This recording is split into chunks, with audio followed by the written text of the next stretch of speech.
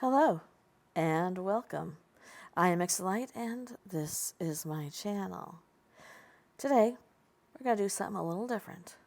We're going to talk about some photos. In fact, what we're going to talk about is some of the creepiest photos in history and their disturbing backstories. Before we get started, if you would please give this video a thumbs up, I would really appreciate it. And if you are not subscribed and you would like to be, please do so. All right, let's get started on these, shall we? Okay, the first one, the human dolls of Anatoly Moskvin. Anatoly Moskvin is a Russian former journalist and a college professor and a self-dubbed necropolist with expert knowledge of cemeteries. For years, his hobby of collecting dolls hid a macabre obsession that drew upon his particular interests, digging up the dead and making dolls out of their corpses. After making his human dolls, he kept them in his home as his companions and lovers. I kissed her once, then again, Moskvin wrote about one of his dolls, made from the body of a not teenage girl. Police finally caught Moskvin in 2011 after years of increasing suspicion at the growing number of desiccated graves in his home city. When they searched his home, they found 26 life-size dolls, or rather, mummified corpses, scattered throughout. The Pioneer's Defense. Known as the Pioneer's Defense, this creepy historical image was captured in 1937 by Russian photographer Viktor Bula. While certainly it's an ominous sight, the men, women, and children shown here were merely members of the Young Pioneers, the Soviet version of the Boy Scouts. They're seen here in gas masks during a military preparation drill. Uncertain of what tomorrow might bring in the years just before World War II, while their home country was seeing waves of death and terror under dictator Joseph Stalin. How cute. The Exorcism of Anneliese Michel. Anneliese Michel was a devout Catholic teenager living a normal life with her parents in Germany in the late 1960s. Then, she began to black out at school before exhibiting increasingly strange behaviors such as routinely convulsing, hallucinating, eating spiders, and even drinking her own urine. And what else would you wash down a good spider with, I say? Michelle claimed that she was possessed by the devil, and her parents soon came to the same conclusion.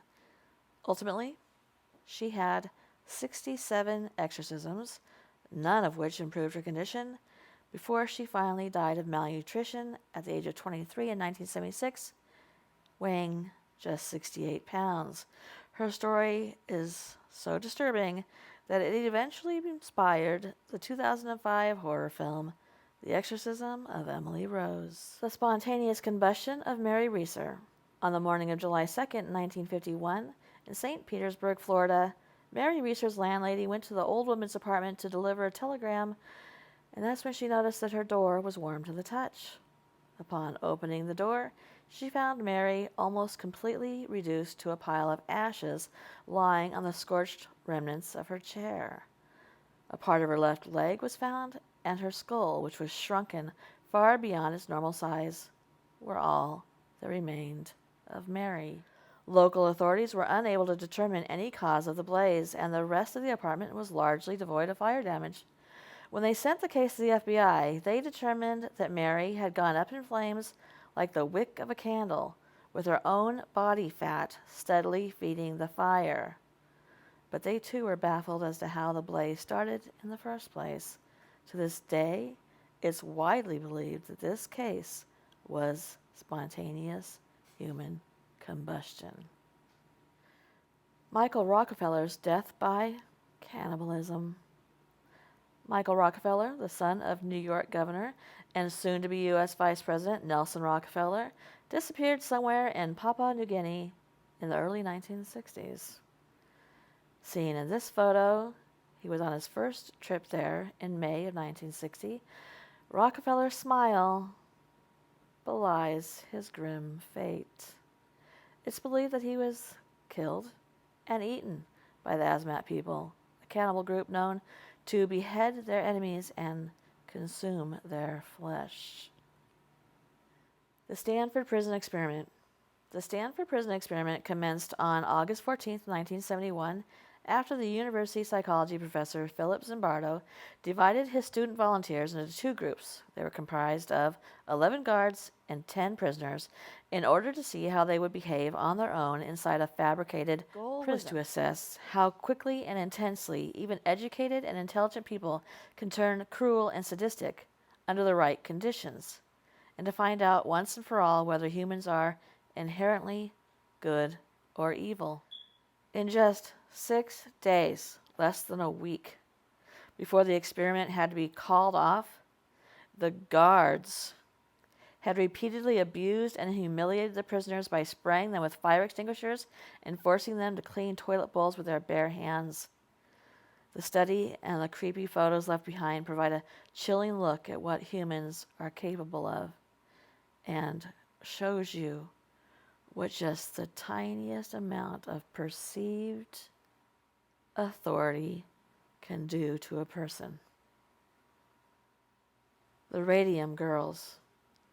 Hundreds of young girls and women who worked in American watch factories during the 1920s were exposed to so much radium that they came home glowing in the dark.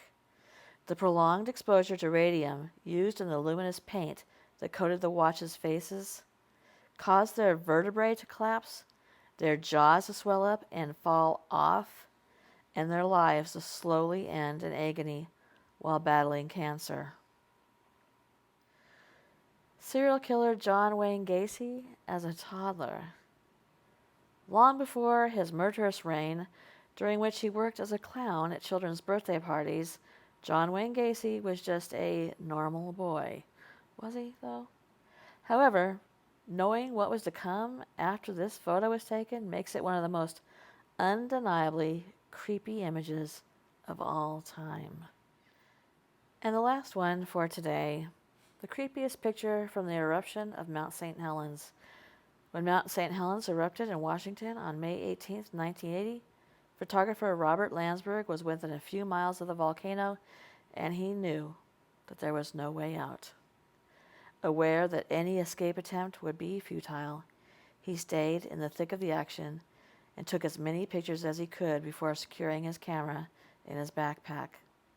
As the ash grew thicker, Landsberg covered the backpack with his own body, determined to ensure that these images would survive, even though he knew that he would not.